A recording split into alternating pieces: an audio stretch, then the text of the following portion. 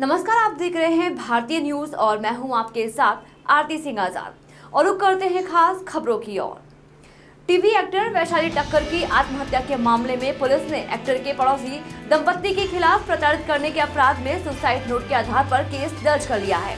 आरोपी घटना के बाद से ही पत्नी के साथ घर से भाग निकला, जिसकी पुलिस तलाश कर रही है। पड़ोसी ही बना एक मशहूर टीवी कलाकार एक्टर की मौत की वजह। 8 पेज के मिले सुसाइड नोट में एक्टर ने अपनी मौत का फंदा गले लगाने से पहले प्रताड़ित कर रहे पड़ोसी राहुल और उसकी पत्नी का जिक्र किया था, जिसके पीछे की वजह इन दोनों पति पत्नी को ही बताया था।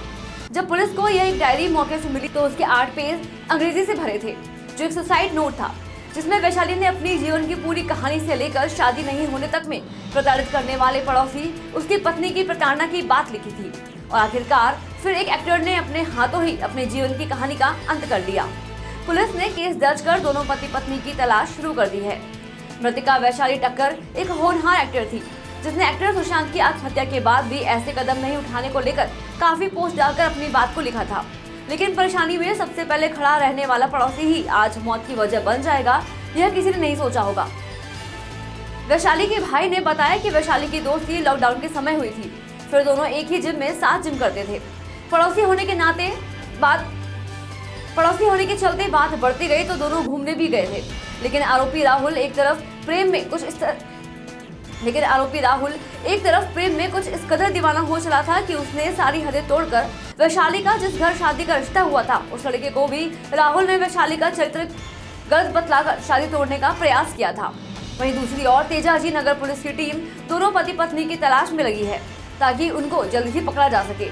वहीं पुलिस जब्त दस्तावेजों की जांच भी करवा रही है। ये 2-2.5 साल हो गए। किस तरह से इनकी पहचान हुई थी? क्या ये कॉलोनी में ही रहते हैं, लॉकडाउन में हाय हेलो हुई होगी, जिम विम भी साथ में करते थे ये लोग। अच्छा। और किस तरह का दबाव बना रहा था? कभी दीदी ने आपसे इस बारे में बात की हो?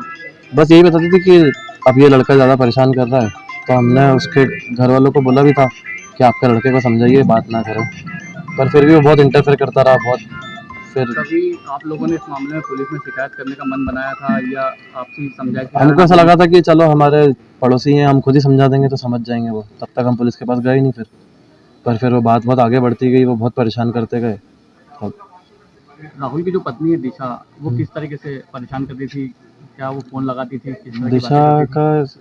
दिशा का तो रोल मुझे इतना पता नहीं क्या था, पर हाँ वो ये बोलती थी कि मेरा पति सही है, लड़की गलत है, जबकि लड़का शादीशुदा है, 2 बच्चों का बाप है, तो उसको क्यों कहीं और जाना है। वही आगे रह के इनको परेशान करते थे। सुसाइड नोट में क्योंकि पुलिस के पास अभी 2 पेज ही पुलिस ने बताए हैं, उसके अलावा भी उन्होंने कई बातें लिखी थी, तो किस तरह का जिक्र किया था? किस तरह की वो बाकी फिर उसकी पूरी जीवन गाथा लिख रखी थी उसने, कि कैसा क्या मेरा करियर, कैसी क्या शादी, सारे रिलेशनशिप अपने लिख रखे थे उसमें। इन्होंने कोई फोटो वगैरह भी वायरल कर दिए थे वैशाली जी के साथ, जानकारी में आया है राहुल ने।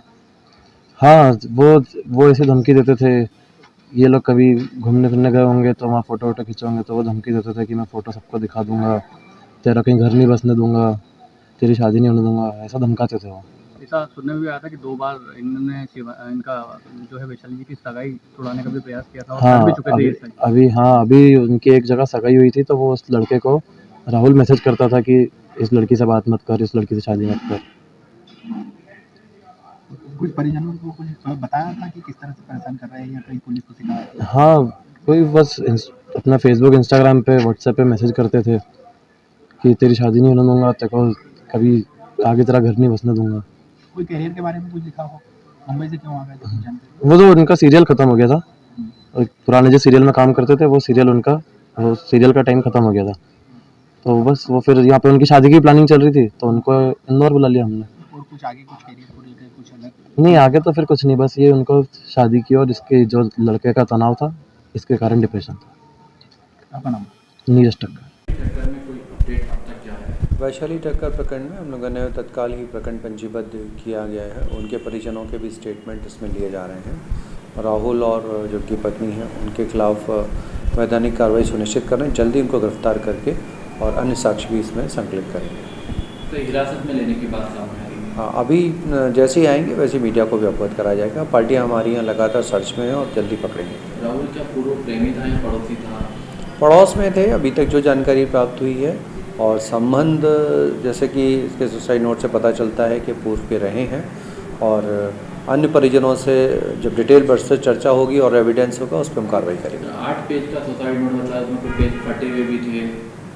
ये सब चीज़ें हम इन्वेस्टिगेशन में ले रहे हैं, परिजनों से प्राप्त हुआ था, उन्हीं से बात करेंगे और उनका पूरा इसमें सहयोग लेंगे।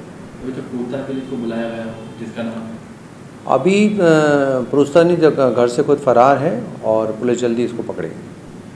हो गया मुकदमा प्रकरण पंजीबद्ध, तभी तो हम बोल रहे हैं प्रकरण पंजीबद्ध।